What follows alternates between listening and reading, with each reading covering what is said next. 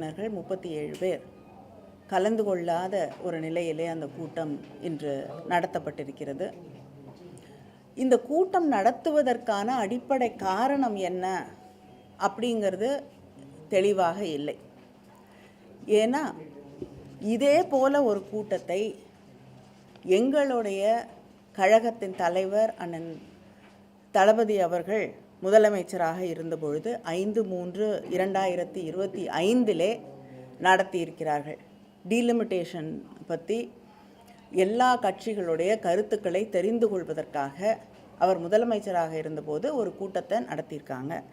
அந்த கூட்டத்தில் தாவேகாவின் சார்பிலே இன்று அமைச்சராக இருக்கக்கூடிய அந்த கட்சியுடைய பொதுச் செயலாளர் ஆனந்த் அவர்கள் கலந்து கொண்டு அங்கே நிறைவேற்றப்பட்ட தீர்மானங்களை ஏற்றுக்கொண்டு கையெழுத்து போட்டிருக்காரு. அந்த தீர்மானங்களின் அடிப்படையிலே நம்முடைய திராவிட முன்னேற்ற கழக ஆட்சி பொறுப்பில் இருந்த பொழுது அத்தனை கட்சிகளும் பிஜேபி நீங்களாக மற்ற கட்சிகளெல்லாம் ஏற்றுக்கொள்ளப்பட்ட ஒரு தீர்மானத்தை சட்டமன்றத்திலே நிறைவேற்றியிருக்கிறார்கள். அந்த தீர்மானத்திற்கும் இன்னைக்கு இருக்கக்கூடிய இந்த கூட்டத்தில் நடந்து முடிந்திருக்கக்கூடிய இந்த கூட்டத்தில் எடுத்திருக்கக்கூடிய முடிவுகளுக்கும் என்ன வித்தியாசம் என்பதை நாங்கள் தெரிந்து கொள்ள வேண்டும். திராவிட முன்னேற்ற கழகம் மிக தெளிவாக முதல்ல இந்த டீலிமிட்டேஷன் அப்படிங்கிற பேச்சு வந்த பொழுதே எங்களுடைய கழக தலைவர் அன்று முதலமைச்சராக இருந்த அண்ணன் தளபதி அவர்கள் 5 முதலமைச்சர்களை அழைத்து மற்ற கட்சிகளின் தலைவர்களை எல்லாம் அழைத்து இதன் டீலிமிட்டேஷனால் பாதிக்கப்படக்கூடிய அத்தனை மாநிலங்களிலிருந்தும் எல்லோரையும் அழைத்து சென்னையிலேயே ஒரு கூட்டத்தை நடத்தியிருக்கிறார்கள். அந்த கூட்டத்திலையும் காங்கிரஸ் உட்பட சில முதலமைச்சர்கள் கலந்து கொண்டு அந்த தீர்மானங்களை ஏற்றுக்கொண்டு கையெழுத்து போட்டிருக்காங்க. அந்த கூட்டத்தில் ஃபேர் டீலிமிட்டேஷன் அப்படிங்கிறது தான். டீலிமிட்டேஷனை நாங்கள் முற்றிலுமாக எதிர்க்கவில்லை. நியாயமான ஒரு டீலிமிட்டேஷன் தொகுதி மறுசீரமைப்பு நடைபெற வேண்டும் என்பது தான் அந்த கூட்டத்தில் எடுக்கப்பட்ட ஒரு முடிவாக இருந்தது, தீர்மானமாக இருந்தது. அதில் கலந்து கொண்ட அத்தனை பேரும் அதில் ஒருமனதாக கையெழுத்திட்டிருக்கிறார்கள். இதையெல்லாம் தாண்டி தேர்தல் நேரத்தில் டீலிமிட்டேஷன் கொண்டு வரப்பட்ட போது தேர்தல் உச்சத்தில் இருந்த அந்த நேரத்தில் கூட முதலமைச்சராக இருந்த அண்ணன் தளபதி அவர்கள் எங்களுக்கு தேர்தல் முக்கியம் இல்லை, தமிழ்நாட்டின் உரிமைகள் தான் முக்கியம், நாங்கள் பாதிக்கப்படக்கூடாது அப்படிங்கிற ஒரு முடிவோடு அந்த பிரச்சாரத்தை கையில் எடுத்தார்கள். அது மட்டும் இல்லை, தேர்தல் பணியிலே இருக்கக்கூடிய அத்தனை நாடாளுமன்ற உறுப்பினர்களும் நீங்கள் போய் அந்த தீர்மானத்திற்கு எதிராக கொண்டு வரக்கூடிய மசோதாவிற்கு எதிராக நீங்கள் வாக்களிக்க வேண்டும் என்று எங்கள் அத்தனை பேரையும் அனுப்பி அந்த முதலாக பிஜேபி ஆட்சி பொறுப்பிற்கு வந்த பிறகு அவங்க கொண்டு வந்த ஒரு மசோதா முறியடிக்கப்பட்டது என்றால் அது திராவிட முன்னேற்ற கழகம் போன்ற இயக்கங்கள் எதிர்த்த அந்த டீலிமிட்டேஷன் அப்படிங்கிற அந்த மசோதாவை தான். இந்த அளவிற்கு தொடர்ந்து அதற்காக குரல் கொடுத்து கொண்டு இருக்கக்கூடிய இயக்கம் திராவிட முன்னேற்ற கழகம். ஆனால் அதே நேரத்தில் தமிழ்நாடு பாதிக்கப்படக்கூடாது அப்படிங்கிறது தான் எங்களுடைய தொடர்ந்த கோரிக்கையாக இருக்கிறது. நாங்கள் வைத்திருக்கக்கூடிய தீர்மானங்களின் அடிப்படையிலே நாங்கள் போன முறை அந்த மசோதா கொண்டு வரப்பட்ட போது நாடாளுமன்றத்தில் எங்களுக்கு எதெல்லாம் ஏற்றுக்கொள்ள முடியாது என்பதை மிக தெளிவாக எடுத்து வைத்திருக்கிறோம். அந்த பில்லில் எந்த இடத்துலையுமே இந்த கொண்டு வரக்கூடிய அந்த டீலிமிட்டேஷன் அவங்க சொன்னது ப்ரோராட்டா பேசிஸில் எல்லாருக்கும் ஒரே சமமாக அதிகரிக்கப்படும், தமிழ்நாடுடைய பர்சன்டேஜ் எந்த காலகட்டத்திலும் மாறாது அப்படின்னாங்க. ஆனால் அந்த பில்லுக்குள்ளே அதற்கான ஒரு அந்த வாய்மொழியாக ஹோம் மினிஸ்டர் அங்கே ஃப்ளோரில் அதை சொன்னாரே தவிர அது பில்லுக்குள்ளே இல்லை. அதனால் நாங்கள் இதை ஏற்றுக்கொள்ள முடியாது என்று நிராகரித்தோம். இப்போ அடுத்த முறை பில் வரப்போகுதுன்னு பரவலாக பேசப்படுகிறது. ஆனால் இதுவரைக்கும் ஒன்றிய அரசாங்கம் எங்களை அழைத்தோ எதிர்க்கட்சிகளை அழைத்தோ பேசியதாக எங்களுக்கு தகவல் இல்லை. ஒருவேளை ஒரு சில பேரிடம் பேசியிருக்கலாம். ஆனால் திராவிட முன்னேற்ற கழகத்தை இதுவரை அவர்கள் அழைத்து இந்த பில்லை நாங்கள் மாற்றி அமைத்து கொண்டு வருகிறோம் என்று எந்த தகவலும் கிடையாது. இந்த செஷனில் கொண்டு வரத்திற்கான வாய்ப்பு இல்லை என்பது தான் எங்களுக்கு தெரிவிக்கப்பட்டிருக்கக்கூடிய செய்தி. அதனால் இந்த சமயத்தில் பில்லும் இல்லை, பில்லோடைய வரைவு கூட ஒரு வரக்கூடிய பில்லு என்னென்ன சேஞ்சஸ் இருக்குது, என்ன மாற்றங்கள் செய்யப்பட்டிருக்கு அப்படிங்கிறத பற்றி எந்த விதமான தகவலும் இல்லை. பில்லோட காப்பி சர்க்குலேட் பண்ணப்படலை. அப்படி இருக்கும் பொழுது பழைய பில்லுக்கும் இங்கே இப்போ புதுசாக வரும் என்று நாம் நினைக்கக்கூடிய பில்லுக்கும் என்ன பெரிய மாற்றம் இருக்க முடியும்? இதற்காக இந்த கூட்டம் கூட்டப்பட்டு யார் அந்த கூட்டத்திற்கு பின்னணியிலே இருக்கிறார்கள், யார் இவர்களை இந்த அரசாங்கத்தை இயக்கி கொண்டிருக்கிறார்கள், அதை தாண்டி ஒரு கூட்டம் நடத்தணும்னா ஒரு அரசாங்கம் கட்சி தலைமைக்குத்தான் கடிதம் எழுத வேண்டும். ஆனால் சீஃப் செக்ரட்டரி இண்டிவிஜுவல் எம்பிஸ்க்கு கடிதத்தை அனுப்புகிறார். அப்போ சீஃப் செக்ரட்டரி யாருக்கு பணியாற்றுகிறார்? அரசாங்கத்திற்கா, தமிழ்நாடு அரசாங்கத்திற்கா, இல்லைன்னா ஒரு இயக்கத்திற்கா? டிவிகேவுடைய ஹெட் குவார்ட்டர் செக்ரட்டரி போல் ஒவ்வொரு எம்பிக்கும் கடிதம் எழுதி எங்களை அழைப்பது என்பது அதுவே முறையில்லாத ஒன்று. எங்களுடைய முதலமைச்சர் அனைத்து கட்சி கூட்டத்தை அழைத்த போது கட்சியோட தலைவர்களுக்கு தான் கடிதம் எழுதினாங்க. யார் அனுப்புறதுன்று கட்சி தலைமை முடிவு செய்ய வேண்டும். அதனால் எம்பிஸ்க்கு தனியாக நீங்கள் கடிதம் எழுதுவது என்பதே முறையில்லாத ஒன்று.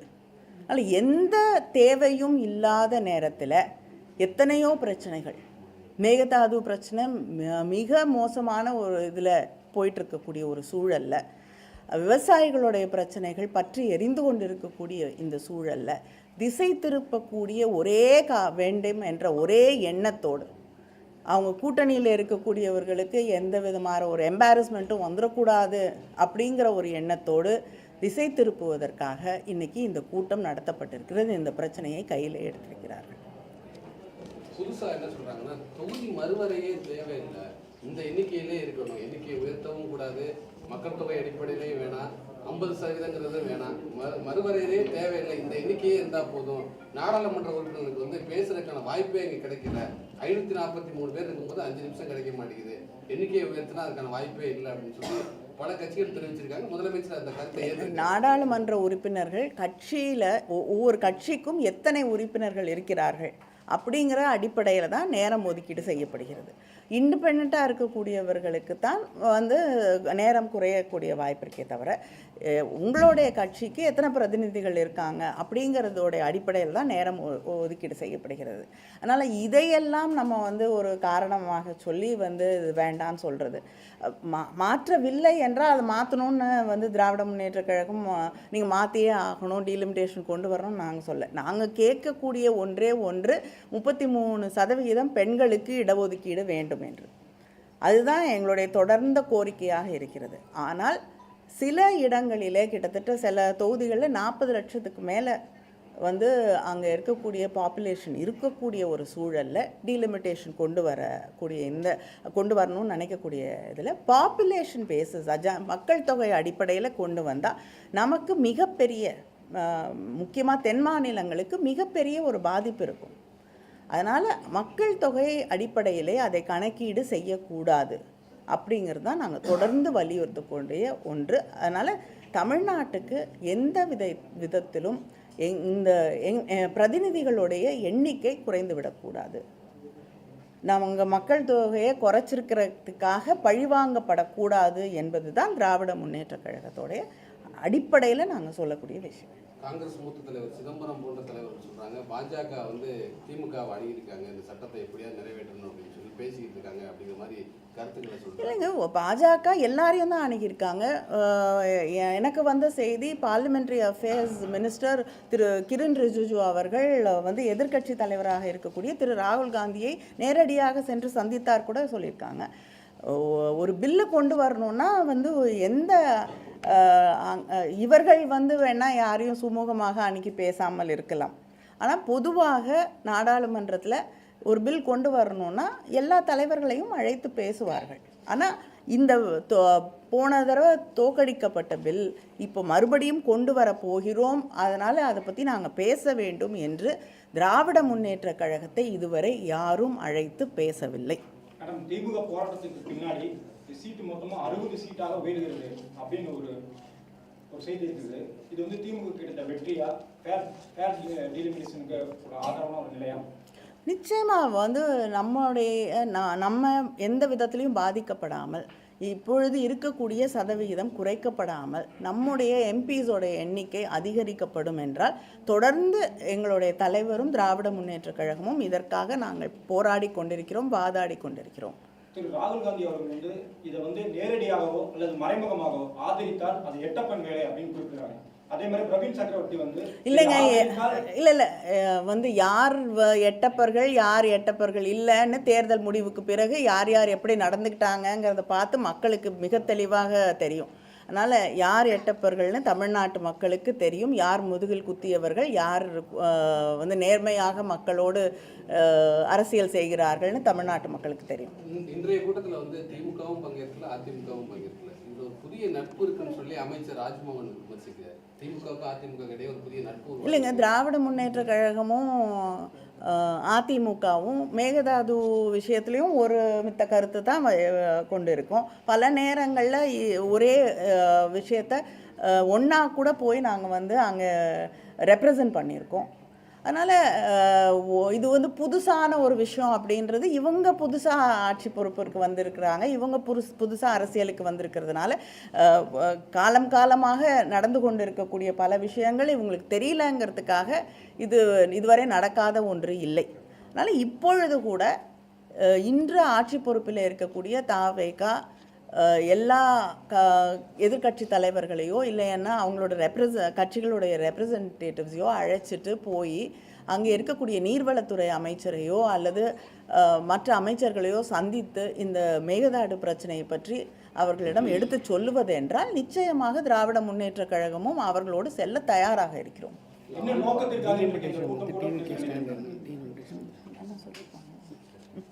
என்னங்க இன்றைக்கு வந்து தமிழக முதல்வர் கூட்டியிருக்க இந்த கூட்டம் என்ன நோக்கத்திற்காக நீங்கள்?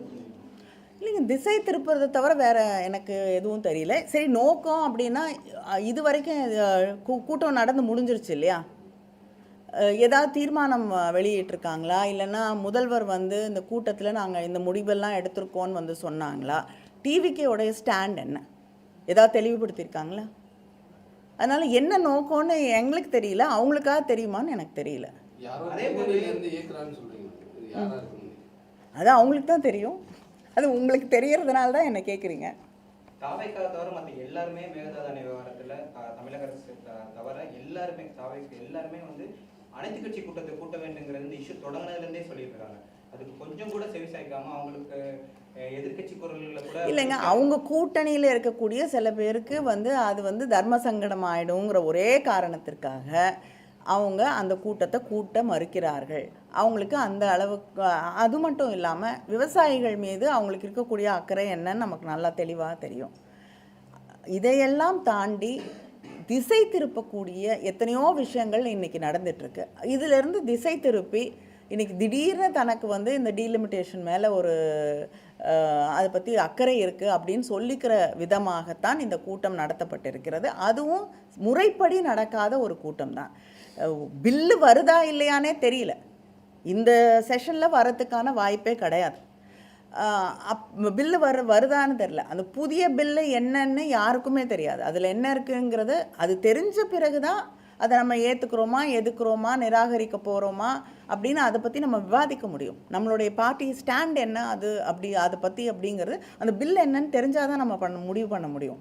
அப்படி இருக்கக்கூடிய ஒரு சூழலில் யாருக்குமே அது என்னன்னே தெரியாத ஒரு இதில் நம்ம அதை பற்றி விவாதித்து என்ன பயன் இருக்க முடியும்? தொகுதி மறுவரை தொடர்பாக வரும் சட்டமன்றம் இந்த கூட்டத்தொடர்லேயே வந்து சட்டமன்றத்தில் ஒரு தீர்மானம் நிறைவேற்றப்படுறதா சொல்றாரு. தொகுதி மறுவரையே தேவையில்லை அப்படின்னு. இல்லை, திமுக நிலைப்பாடு என்னவா இருக்கு? இல்லைங்க, இதுக்கு முன்னாடி கட்சிகள் வந்து ஆட்சி பொறுப்பில் இருக்கிறது மாறலாம்.